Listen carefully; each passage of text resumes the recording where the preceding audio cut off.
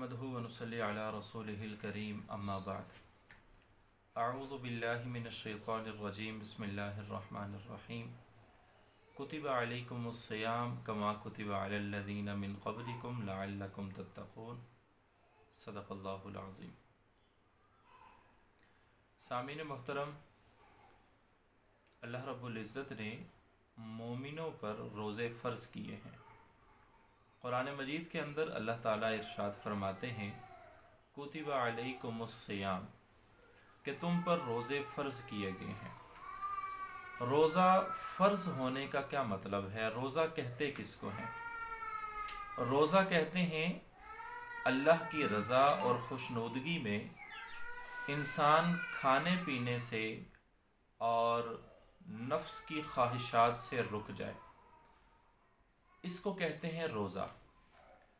अब रोज़ा अल्लाह ताला ने फ़र्ज़ किया है तो उस फ़र्ज़ के कुछ आदाब हैं।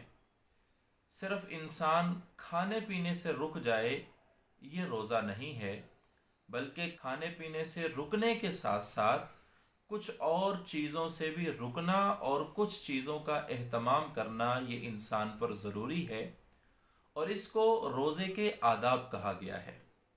उन आदाब को अगर इंसान मुकम्मल तरीके से बजा लाए तो रोज़े की रूहानियत इंसान हासिल कर सकता है।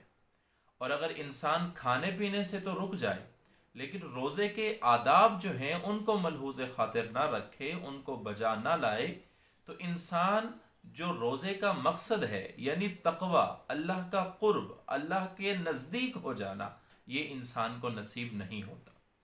तो जो रोज़े के आदाब हैं उनको मलहूज़ ख़ातिर रखा जाए।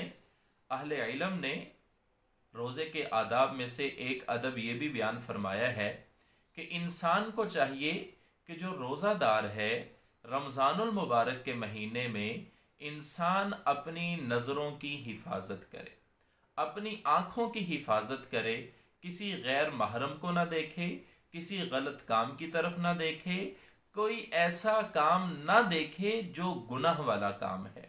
नज़रों की हिफाजत ये बहुत ज़रूरी है। अहले इल्म फरमाते हैं कि बद नज़री ये शैतान के तीरों में से एक तीर है कि जिसकी वजह से इंसान गुनाह की तरफ माइल होते हैं, जिसकी वजह से इंसान के दिल में गुनाह की ख्वाहिशात पैदा होती हैं, वो बद नज़री है। और बद नज़री की वजह से इंसान के आमाल जो है वो नुकसान की तरफ चले जाते हैं। इंसान का जो इंसान अल्लाह के करीब होता है वो इंसान को यानी उससे इंसान दूर होता हुआ चला जाता है। तो नज़रों की हिफाजत की जाए।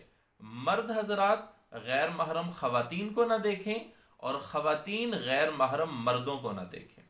और इसका मैं आप अहबाब से ये गुजारिश करूँगा कि ये सबसे ज़्यादा बदनज़री आजकल हम अपने मोबाइल के ज़रिए से कर रहे हैं।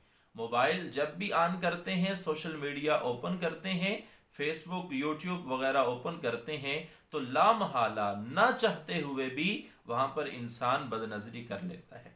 तो बदनज़री से बचना चाहिए, अपनी आँखों की हिफाजत मुकम्मल तरीके से करनी चाहिए। दूसरा जो रोज़े के आदाब में से अदब है, अहले इल्म फरमाते हैं कि इंसान अपनी ज़ुबान की हिफाजत करे। ज़ुबान की हिफाजत करने का मतलब ये है कि इंसान ज़ुबान से झूठ ना बोले, गीबत ना करे, किसी को गाली ना दे, किसी के बारे में उल्टे सीधे अल्फाज ना कहे, और ज़ुबान के ज़रिए से ये गाने गाना या इस तरह के कुछ ऐसी बातें करना, फजूल बातें करना, लायानी बातें करना, इन सारी चीज़ों से रुकना ये रोज़ेदार के लिए ज़रूरी है। और ये है ज़ुबान की हिफाजत। हदीस मुबारका के अंदर आक़ा दो जहां मुहम्मदुर रसूलुल्लाह सल्लल्लाहु अलैहि वसल्लम ने फरमाया मन समता नजा, जो खामोश रहा वो निजात पा गया। यानी किसी के बारे में गीबत नहीं की, झूठ नहीं बोला, कोई उल्टे सीधे अल्फाज नहीं कहे, फजूल गुफ्तगू नहीं की, तो अल्लाह के नबी ने फरमाया कि जो खामोश रहा वो निजात पा गया। रोज़े के आदाब में से एक तीसरा अदब अहले इल्म ने यह लिखा है कि इंसान जिस तरह उसके लिए ज़ुबान की हिफाजत करना ज़रूरी है, इसी तरह कान की भी हिफाजत करे। गीबत के जुमले सुने नहीं, कोई ऐसी बात ना सुने जिसका कहना जायज़ नहीं है, یعنی جس طرح جھوٹ بولنا جائز نہیں ہے اسی طرح جھوٹ سننا، جس طرح غیبت کرنا جائز نہیں ہے اسی طرح غیبت سننا، جس طرح گانے گانا جائز نہیں ہے، گانے کے جملے بولنا جائز نہیں ہے، اسی طرح گانے کے جملے سننا یہ بھی جائز نہیں ہے۔ تو اپنے کان کی حفاظت یہ بھی ضروری ہے۔